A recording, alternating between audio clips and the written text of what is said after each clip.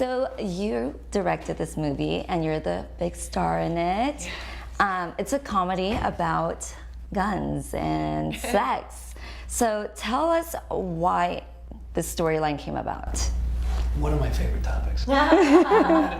It came about actually 19 years ago. It was when I wrote the first draft. And I was in a relationship with a young gal, and the withholding of sex became an issue.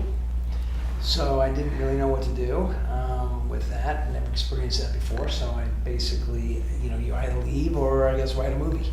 So I wrote a movie. That is And then you left. And then I left. Yeah. So the movie is about a sex strike, and it's either buns or guns. I love that. It was so funny. So how was playing this wife that was, trying to tell him like it's either guns or sex? Well, it was interesting. Matt and I had this conversation early on. In fact, even before you gave me the job, we talked about the fact that this character is different from myself in that I think I would be a little bit more forward about that and say, well, can I swear? Sure. Okay. If you want to fuck me, you gotta, get rid of the guns. But I think this character, Jenna, is a little bit of an unlikely heroine. Would you think that's true? Yeah. Is that how you say that, heroine? Yeah. Yeah. Okay. You're a heroine. Same as heroin. With an E. It's not the With kind an you E, shoot. not that kind. Right. Oh my God. Yeah, she's a little bit of an unlikely heroine because I don't think she's a wife and a mother in a small town in Texas, and I believe, from my point of view, she was satisfied with that and having a good time and having a good life and loves her family and loves her husband. And when this issue came up, I think it took a lot for her to make such a strong stand, and I don't think she meant to make it as strong. She's not a public speaker, and she's not a campaign, person. She's not a politician, but she finds herself kind of caught into this vortex, and she finds her footing in it and goes along with it. Do you think that that's a good way to put it? Yeah, I think that she's like an unwitting hero.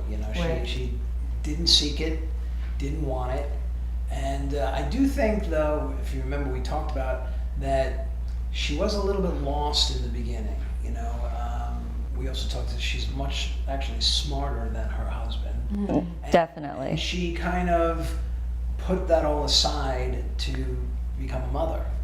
And so I think she's, in the beginning of the film, she's kind of lost a little bit, and she really finds herself. And through that, they actually find each other. It's really a love story. Yeah. It's really not about guns. It could have been anything. Exactly. How did you get such an amazing cast together? Well, we had a very good casting director, and Ronnie Eskel. And I also believe that 80% of directing is casting. Right. So, and Matt Passmore, the guy who played my husband, who is so hunky and awesome. Yeah. I went in and read with many men, and Matt saw a lot more than I saw. And Matt came in, boy, at the last second. literally 5 p.m. We pushed production a week. Yeah. Because I couldn't find the lead. Yeah. Oh my gosh. I auditioned, 75 or 100 people maybe. It was insane. He came in and read. 5 o'clock on the Friday. Yeah, and we had a table read. So he did the audition, and then he came to the table read, and I had not even 2 heard. hours later. Right. Our table read was set for 7 o'clock. It's 5 o'clock on Friday. I didn't have a lead. Right. You didn't have the male lead. No, I didn't have Yeah. Oh my goodness. And I had not heard about this. I didn't know, so I thought I was coming in and someone was just going to be reading the part. Yes. And I met Matt Passmore, and he said that he had just done the audition and that he still didn't really know if he had the part. He said, "I think it's a kind of a thing where I'm going to do the table read and then we'll see." And I was like, "Really? That's kind of crazy."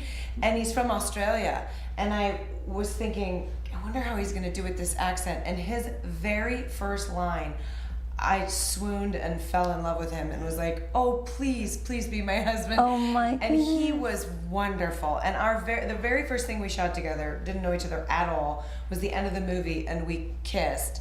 And It was. He just was the most. He was just wonderful. He's wonderful. I know he's taken, but if Wow. he wasn't, I would. Oh God. Oh my goodness.